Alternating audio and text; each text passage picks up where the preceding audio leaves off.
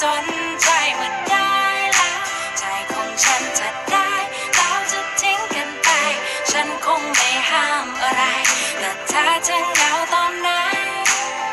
ถามใจตัวเองดูอยู่ทุกทีเรื่องราวทำไมมันเป็นแบบเนี้ยทำไมเธอไม่เหมือนเดิมทำไมเธอไม่เหมือนเก่าทำไมเธอไม่รักเราเหมือนก่อนจะคบกันฉันทำอะไรผิดยังไม่รู้เลยจากแค่เป็นคนรักกันก็กลายเป็นคุ้นเคยจากแค่เป็นคนสำคัญแต่ตอนนี้เฉยเมยเธอบอกให้เป็นแค่เพื่อนกันเอาเฉยแหละตัวฉันเองที่พลาดไป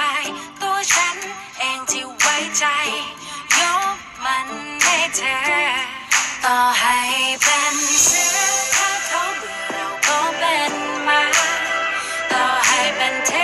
วดาเป็นนางฟ้าเขาคงไม่สนใจเมื่อได้แล้วใจของฉันจะได้แล้วจะทิ้งกันไปฉันคงไม่ห้ามอะไรแต่ถ้าจะเหงาตอนไหนเคยได้ยินมาว่าตัวเธอนั้นชอบฟันเหมือนซามูไรและเธอไม่ใช่สไปเดอร์แมนที่รักและแบบจะมีเยื่อใยก็แค่วันไนท์สแตนให้ฉันเป็นตัวแทนเหมือนทิงเกอร์เบลที่ไม่เคยจะสมหวังกับปีเตอร์แพน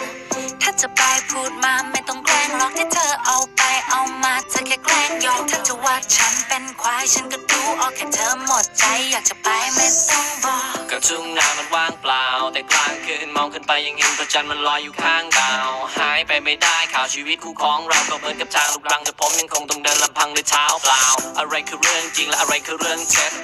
มันเป็นแค่ก้อนหินที่คุณเคยมองเป็นก้อนเพชรไม่ว่าผู้ชายไม่ว่าผู้หญิงถ้าหากว่ารักกันจริงแล้วเรื่องหัวใจมันควรจะมาก่อนเรื่องเซ็กส์ผมไม่เคยมองใครเลยนอกจากคุณในผมก็มองนาถ้าแต่งงานกับเขาเขาร้องถ้าคุณไม่ต้องเอาสองมาต่อให้เป็นเสือถ้าเขาเบื่อเราก็เป็นมา